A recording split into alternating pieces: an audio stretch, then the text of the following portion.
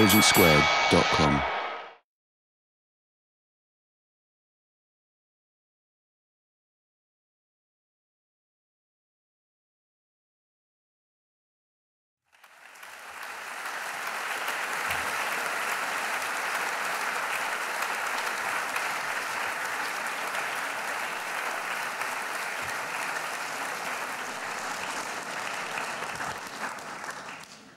Steve, thank you for that extraordinary tour de force. In a weird and unconscious way, I've been shadowing you throughout your career. When I wrote The Red Queen about evolutionary psychology, you wrote The Language Instinct. When you wrote The Blank Slate, I wrote Nature via Nurture, both about human nature. And now I've written The Rational Optimist, and you've written The Better Angels of Our Nature. Not that I'm trying to pretend my books are as good as yours. If any of you have seen the play Amadeus, I am Salieri. I would love to write books as well as you do. I'm not Salieri in the sense that I want to have you killed, because, yet anyway.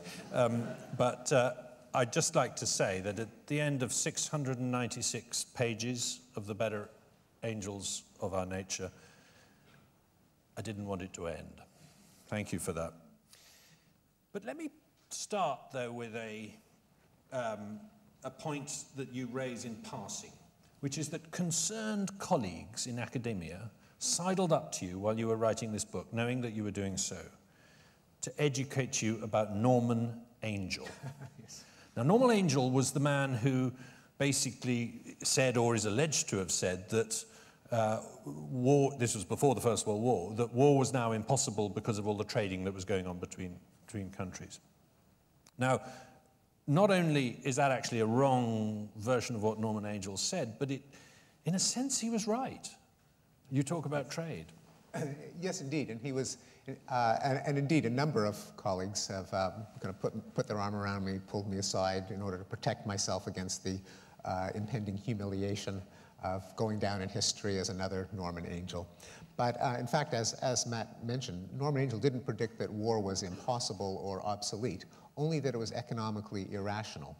That with a change from agriculture and reliance on extractive technologies like mining to greater creation of wealth through division of labor, through instruments of large-scale cooperation, there is nothing to be gained financially by invading a territory. It's not as if the gold pops out of the ground. You still need an infrastructure to develop it and make it into something useful. And so it would be any country seeking to enrich itself would be better off buying what it wants than stealing it. It would be cheaper. But he was, if you agree with this interpretation of Angell, I think he was misinterpreted as saying that war couldn't happen. In fact, he explicitly noted that economic incentives are not the only incentives for war. In fact, that a lot of wars are fought over national glory and rectifying historic injustices and grandeur and honor and so on. And in fact, he was terrified that the leaders of nations at the time would blunder into a war in pursuit of these non-material incentives like glory and honor. And in fact, he proved to be correct both in his fear and in his prediction, namely that the more recent studies have shown that indeed two countries that trade with each other have a lower chance of getting embroiled in a war. And this has resonance today because just in the last couple of weeks we've had the German Chancellor saying that if the economics goes bad, if trade collapses effectively in the Eurozone, then the risk of war increases. It's not just that, though. The theory of gentle commerce, which you discussed a minute ago, also kind of applies on the level of the individual. That essentially what people like Jonathan Haidt and others have argued is that individualism, autonomy, contract, things like this have actually been pacifiers, whereas community, tribalism, hierarchy, tradition have been the opposite. That's exactly the opposite of what, for example, most Christianity teaches. They think that capitalism is making us coarser and more violent. Yes, indeed, and also a common misconception is that the what pulls us away from violence is our own moral self, our conscience, our moral intuitions. And Haidt notes, he doesn't draw out the implications as clearly as he should, that the human moral sense by default includes a lot of intuitions that we in the modern West don't recognize as particularly moral, such as deference to authority, such as conformity to community norms, such as keeping the soul pure and not contaminating it with prohibited foods or sexual practices.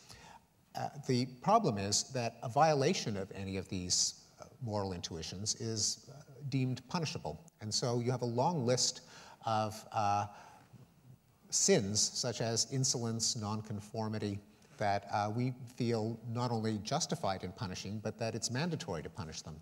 As the moral sense gets purified to just fairness and the avoidance of harm, which has been the trend in moral deliberation in the West, there are fewer and fewer rationales for punishing someone. So you don't throw a gay person in jail, you don't stone the adulteress, you don't imprison someone who criticizes the king. And the remaining moral intuitions, basically fairness, reciprocity, are what undermine trade and exchange, and in general they are a less violent way of organizing our lives than the punishment of heinous sins. And related to that, here's a provocative remark that I found in your book. Religion as a force for peace does not fit the facts of history. Yes. 17th century wars were bloodier and longer because of religion. Ideology is one of the inner demons. Do you expect to win that argument? Well, I think that the argument has some facts behind it, that in the list of history's worst atrocities, there are a number that were sparked by religious ideologies: the Crusades, the European Wars of Religion, the Taiping Rebellion in China, the history's worst civil war, which began from a messianic cult. This is not to say that as Christopher Hitchens put it in the subtitle of his book, that religion poisons everything. That's definitely an overstatement. And there have been non-religious ideologies that similarly hold out the prospect of a utopia that also have led to some of the outliers in the distribution of bloodshed. Matthew White, whose figures I rely on, notes in his book that a friend of his once mused aloud, I wonder how much misery and suffering and death can be attributed to religion. And he said 10%. Because he actually had the figures of all of the atrocities in history, and about 10% of the deaths came from religious conflicts. For every moral advance in history, you write, there have been social commentators who insist we have never had it so bad. Why? And then they go on to argue, and I get this too, why draw attention to the decline? You'll only cut off our funds. Competitive doom-mongering is quite a profitable business these days. Are you raining on their parade? Yes. Wasn't there an old anarchist saying, the worse the better? Yes, I think there are a number of reasons that people concentrate on the worst. One of them is simple availability. And cognitive psychologists such as Daniel Kahneman have shown that people estimate risk and danger by recalling examples, the availability heuristic, and anything that affects human memory, such as an event that was recent, an event that was large in magnitude, an event that was gory, unusual, distinctive, will tend to inflate people's subjective assessment of the probabilities. Now that we have media that can report anything bad happening anywhere on Earth in real time, I mean, the extreme form is now anyone with a cell phone, which is a large proportion of humanity, is now an on-the-scene newscaster and can literally broadcast color footage of bloodshed in real time from anywhere in the world. This is bound to, and so since violence has by no means been eliminated, there's always enough of it to fill the evening news, and so we can get an impression that nothing has changed. It's because all of the trouble spots in the world where violence hasn't broken out recently, where people die of proverbial old age. They don't have camera crews filming those deaths. And so our subjective impressions can be out of touch with the statistics. The other reason is that there is a moralistic element to it, namely the way you apply pressure is to emphasize how bad things are, and there's a fear that if people think that life is getting better, they'll interpret it as a signal that we can relax, which is wrong in two ways. One of them is clearly there's still a lot more violence that we can and ought to get rid of, and it's been indeed the pressure to lower it in the past that has delivered some of the reductions in violence that we enjoy today. But also, I tend to think that there's a complementary danger.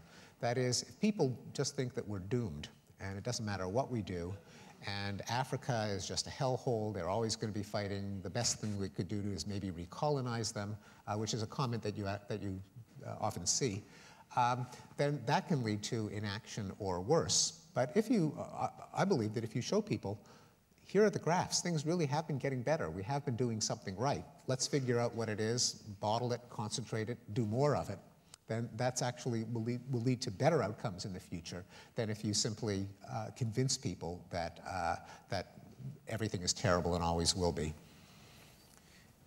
Yeah, I mean, I can kind of use this session actually as a bit of a sort of psychotherapy session for me, because I've gone through quite a lot of these objections, obviously, having written a similar book, and so I'm curious to know how you answer some of the questions I get. When you're accused of being Whiggish, yes, you know, you're like Thomas Babington Macaulay, you're back to saying there is an arrow of progress, you're enlightenment, you're not relativism. How do you respond? Yes. Well, I don't think it's Whig history to measure something and look at a graph and see that objectively it's really been getting better. That's just a fact. It's not Whig history. It's undoubtedly true that we've been getting taller, we've been living longer, we know more, and we're less likely to get murdered or to die in a war and a genocide.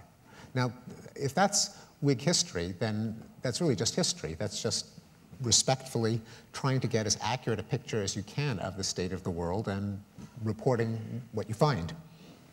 To the extent that it does tend to lead to discovery of processes that we want to explain, namely, it does seem to be, can't be a coincidence that homicides have gone down, but also slavery and also human sacrifice and also debtors' prisons. And hey, what do you know? Rates of death in warfare have been going down more recently. If you have a lot of graphs that seem to be going in the same direction, from the top left to the bottom right, then that's an empirical puzzle that needs an explanation. And if there are general forces that, that seem to push many disparate phenomena in the same direction, that is a discovery that you make that the world is telling you about. It's not an attitude, a philosophy, an ideology, an a priori commitment. One of the impressions one might get of your book, if you read too many of the reviews, is that it's mostly about statistics. Now, sure, as we've seen, there is a lot of statistics in there, but some of the reviewers obviously didn't get to the second half of the book, because there is a fabulous exploration of psychology and some wonderful descriptions of experiments that actually sort of change the way you understand things, really drilling down into the neuroscience as well. So this isn't just a book, a catalogue book. This is really a book of exposition and understanding. But one of the curious things about it is that you are one of the founders of the School of Evolutionary Psychology, whose kind of motto might be, if you were being unkind, you can't change human nature. And yet, here you are saying something pretty dramatic about human nature has changed. What's changed if human nature hasn't changed?